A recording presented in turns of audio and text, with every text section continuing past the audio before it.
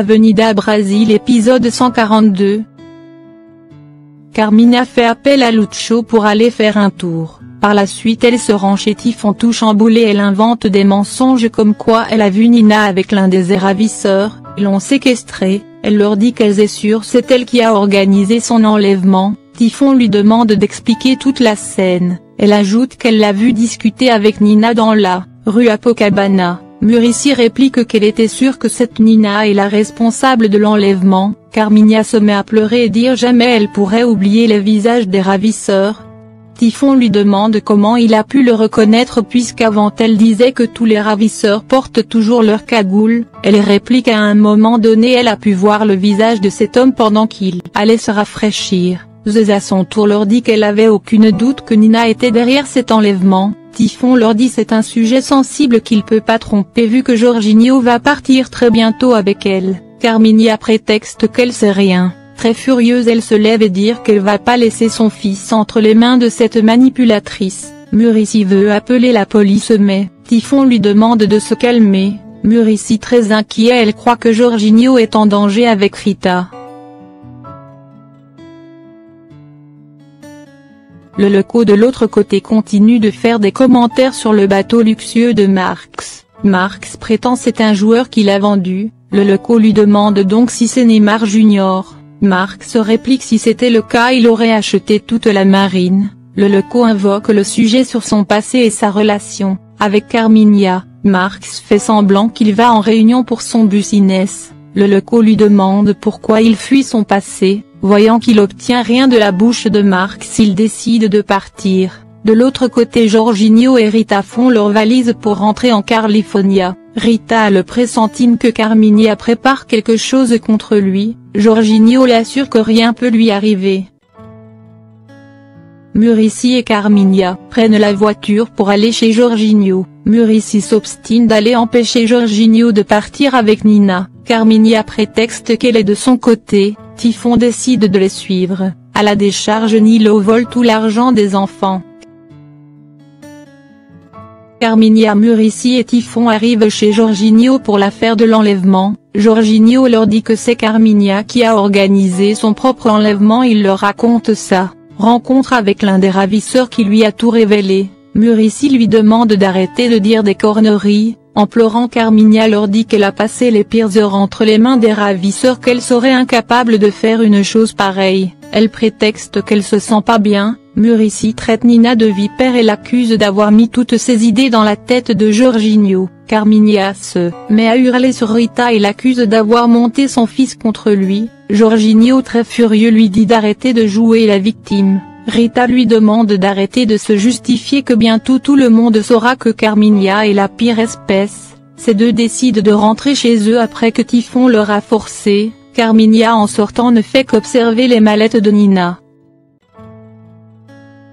Le loco arrive chez Typhon. Ivana profite de lui raconter que Carminha a vu Rita discuter avec l'un des ravisseurs à Copacabana et c'est lui le cerveau de cet enlèvement. Le loco réplique qu'il y a toujours une histoire louche derrière ces gens de la décharge. Le loco lui demande si Marx aussi est impliqué dans cette histoire. Ivana lui demande pourquoi avoir soupçonné Marx. Ce dernier lui dit c'était complètement bizarre la conversation de Marx. Au dîner hier soir, il continue d'interroger Ivana sur les parents biologiques de Marx et sa relation dans le passé. Ivana avoue Marx a toujours évité ces sujets. Le loco lui dit qu'il trouve ça bizarre après 12 ans passés avec Marx qu'il a aucun enfant. Ivana lui fait savoir Marx a toujours fait en sorte qu'elle tombe pas enceinte. Ivana ajoute qu'il arrive parfois Marx parle de la décharge dans ses rêves. Le loco lui dit tout ça c'est très étrange. À la décharge Lucinda demande à Betania s'il n'y a pas les nouvelles de Valdo. Betania lui dit c'est mieux que c'est impardonnable ce qu'il a fait malgré qu'elle l'aime beaucoup. Piccoli emmène Geronimo qui est inconcis, ce dernier l'informe c'est Nilo le responsable. De l'autre côté on montre Thessalia et Darkson qui font la romance. Muricy de retour à la maison explique à Ivana Adotto et le loco comment Jorginho défend Nina et accuse Carminha de l'auto-séquestration. Le loco trouve ça très étrange l'accusation de Jorginho contre sa mère. Ces deux étant seuls, Typhon fait un rappel de la note qu'il a reçue au club qui l'avait averti de la séquestration de Carmigna. Il croit que c'était Nina. Le Leco lui dit cela peut-être à un des membres de l'enlèvement, qui a trahi la bande. Ces deux se trouvent dans la confusion. Le Leco allait lui dire quelque chose mais les autres membres de la famille surgissent. Carmigna dit à Typhon qu'elle se sent mal. Ces deux se dirigent ensuite vers leur chambre. De l'autre côté on assiste à la première séance d'entraînement de Leandro. Ce dernier est très nul sur le terrain. Suelen par la suite l'informe qu'elle a rompu avec Ronnie. Leandro l'envoie balader, il dit jamais il va laisser personne en travers ses chemins. De l'autre côté Dolores et Diogène apprennent la rupture de Ronnie et Suelen. Dolores se demande où est Suelen. Diogène lui dit que cette Suelen est une profiteuse qu'à l'heure actuelle elle est sûrement dans les bras de Leandro. Marc Sosona demande à Carmigna quel est son plan pour accuser Nina de l'enlèvement. Carmigna réplique qu'elle doit l'explication à personne, que leur pacte s'est terminé. Marc insiste pour découvrir quel est son plan et la personne qui l'aide dans ce coup. Carmigna joue la princesse, elle demande à Marx de lui apporter du jus de fruits. Très furieux, Marx lui donne 48 heures pour lui apporter son argent. Le Leco surgit, il est surpris de les voir. Carmigna se déplace. Le Leco l'interroge sur l'accusation de Jorginho contre Carmigna. Marx réplique cela peut être dû à sa crise de somnambuliste dont le Leco invoque. Le Leco lui dit qu'il trouve ça un peu bizarre qu'Ivana lui a raconté que lui aussi arrive parfois à parler dans le sommeil, plus précisément la décharge. Marx lui dit qu'avec toutes ces histoires ça lui passe par la tête. Il ajoute qu'il a aucun lien avec la décharge puis il quitte les lieux. Lucho discute avec les messieurs du Hell Club de Silas quand soudain une petite fille vient l'informer qu'il y a une dame dans la voiture qui lui demande. Il lui demande de faire attention car la dernière fois c'était mal fini. Havre sa dernière rencontre, il sort et rejoindre Carmigna dans la voiture.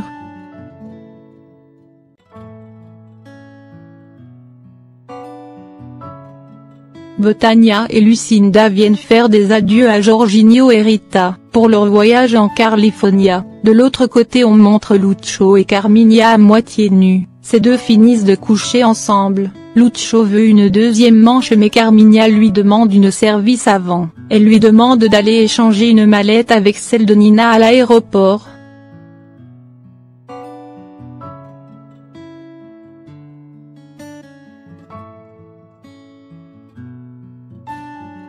Quelque temps après Carmigna surgit chez Typhon pour les informer que Rita et Jorginho partent en Californie. Typhon lui demande comment elle sait tout ça. Carmigna trouve un moyen de se justifier. Muricy lui demande de faire quelque chose. Typhon lui dit d'arrêter de lui faire des suggestions.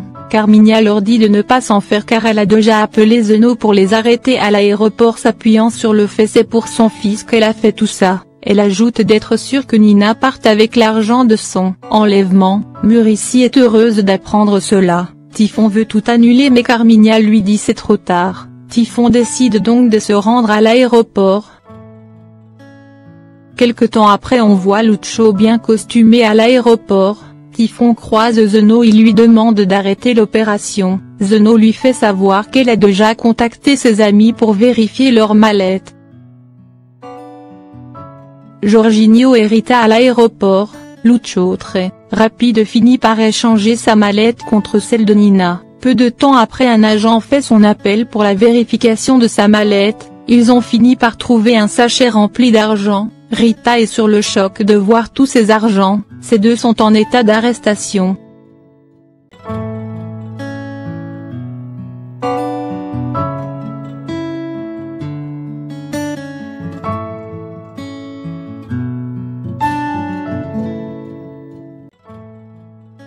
Avenida Brasil épisode 143, Jorginho n'arrive pas à digérer cela, l'officier les informe qu'ils ont reçu un appel qu'il est averti de son évasion avec beaucoup d'argent. Rita essaie de se défendre en disant que la valise a été échangée mais c'était en vain. Zeno à l'extérieur reçoit l'appel d'un de ses agents confirmant l'arrestation de Jorginho et Rita pour évasion de devises. Carmigna commence à pleurer et dire c'est forcément l'argent de son enlèvement. Typhon quant à lui dit cela est peut-être une erreur. Carminia lui dit qu'il n'y a pas doute qu'ils doivent faire quelque chose pour sauver leur fils de cette femme. Typhon souhaite que c'est une erreur.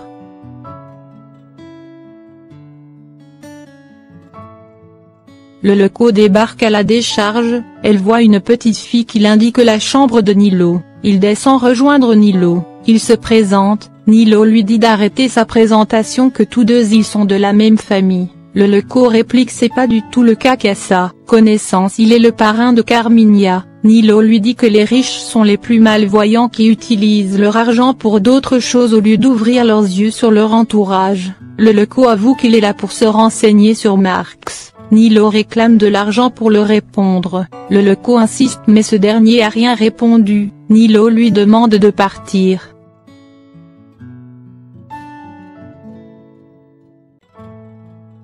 Marx se rend chez Janaïna pour voir Lucio, il demande où il est passé s'il est au service de Carminia, Janaïna réplique cela ne le regarde pas, très furieuse il demande à Marx de partir, Marx l'avertit si Lucio prépare quelque chose contre lui c'est Janaïna qui va payer pour cela, Janaïna lui dit qu'elle n'a pas peur de ses menaces, elle lui demande de rester loin de son fils et de sa maison.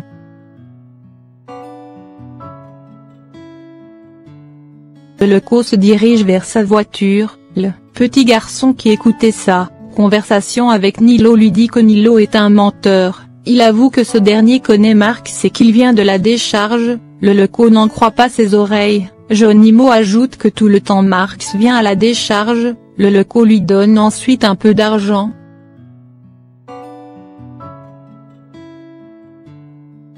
Typhon et Carminia à l'aéroport observent Jorginho et Rita embarqués dans la voiture de la police. Rita la traite de monstre d'avoir fait aussi emprisonner son fils pour se venger de lui. Jorginho dans la voiture fait un rappel à Typhon sur Carminia qui leur a caché qu'elle avait un fils et sur l'existence de Rita.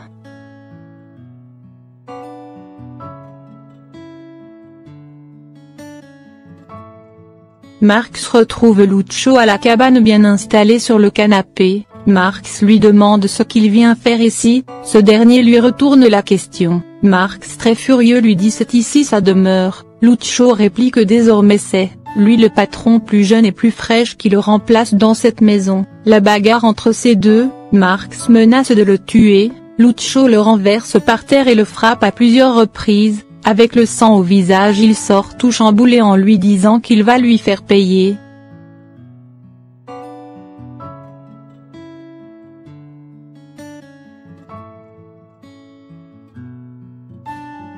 Au commissariat l'inspecteur fait un rappel à Nina et Jorginho que le montant maximum pour quitter le pays est 10 000 reaux. Il les envoie en garde-vue en attendant leur déclaration. Rita les larmes aux yeux ne cesse de demander pardon à Jorginho de ne pas avoir utilisé les photos contre Carmina avant.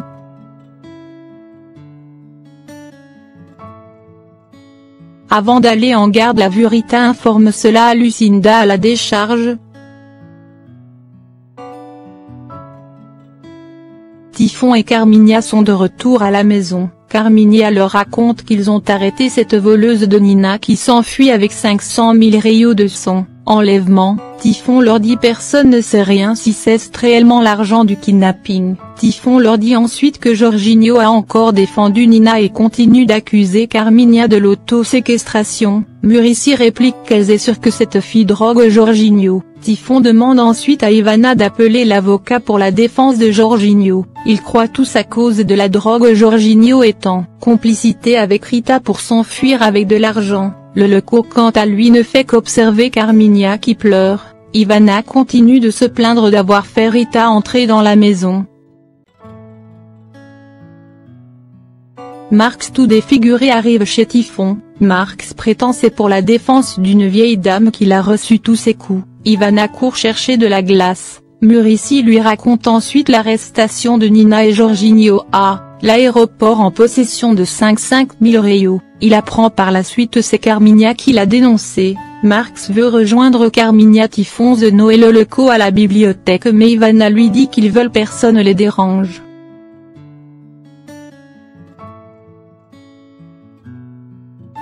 À la bibliothèque Zeno reçoit l'appel les informant que les numéros de la série sur l'argent correspondent à celles de l'argent de l'enlèvement de Carminia. Carminia insiste pour que Typhon porte plainte contre Rita. Typhon réplique qu'il ne peut pas à cause de Jorginho. Le Leco trouve ça suspecte que Nina voulait fuir avec cet argent dans un simple cabine. Carminia lui dit qu'elle est sûre qu'elle a des complices qui travaillent à l'intérieur pour faire passer l'argent facilement. Typhon leur demande de bien réfléchir avant de prendre une décision. Carminia continue de jouer la victime, pour convaincre Typhon de porter plainte contre Nina. Le reste de la famille surgissent. Marx rejette la faute sur Typhon si Jorginho est devenu un délinquant. Ivana décide de faire Marx sortir. Le Leco conseille Typhon de se rendre au commissariat pour discuter avec son fils avant de prendre une décision.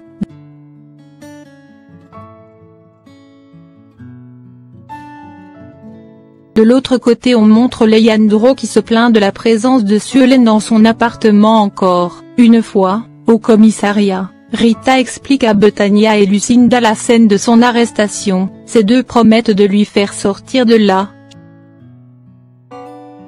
Chez Typhon la famille continue de cracher leur venin sur Rita, le Leco leur dit qu'ils doivent se renseigner depuis au début pour connaître la vraie version avant d'incriminer Nina. Typhon décide de sortir. Carminia se déplace et Marx le suit. Très furieux Marx la traite d'imbécile d'avoir utilisé son argent dans sa vengeance, il lui dit désormais c'est l'enterrement de leur pacte. Carminia passe en ridicule, elle se moque de ses blessures au visage causées par Lucho qu'elle fait aussi l'éloge de ce dernier qui est bon au lit. Marx la menace de tout révéler si elle lui donne pas son argent, Carminia le traite de lâche et dire qu'il serait incapable de la dénoncer par peur de finir en prison.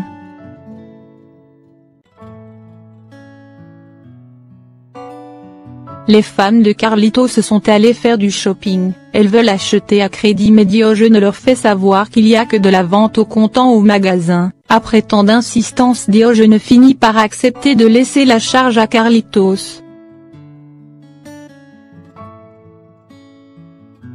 Lucinda vient dans la maison de Santiago pour solliciter son aide pour faire Rita sortir du prison, elle explique tout sur l'accusation de Carminia contre Rita. Santiago très déçu lui dit qu'il aurait préféré d'avoir jamais une fille, il promet de l'accorder son soutien pour la libération de Nina.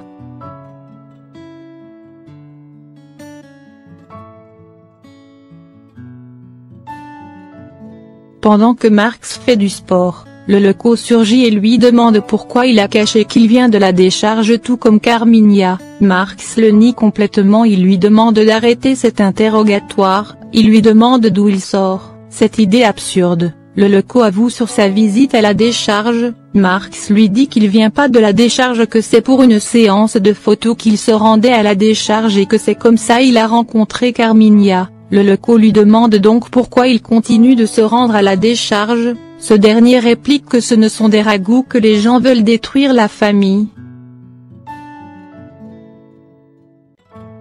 De l'autre côté le monde est déçu de la prestation de Leandro sur le terrain. À la fin du match il finit par se prouver avec un excellent but, tous ses amis et les gens du Divino sont très heureux.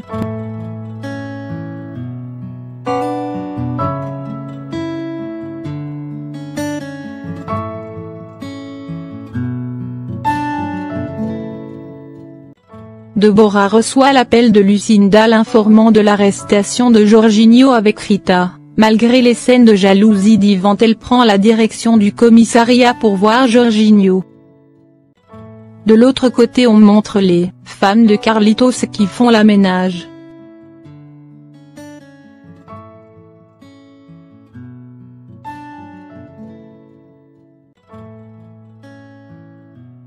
Typhon rend visite à son fils. Typhon lui dit qu'il n'arrive pas à croire son fils est capable de s'enfuir avec l'argent de l'enlèvement, il lui demande de donner sa version. Jorginho finit par lui dire que Marx et Carmina sont les deux qui ont organisé l'enlèvement et que ces deux sont amants qui ont grandi ensemble à la décharge. À la fin il lui dit que Marx est son père biologique.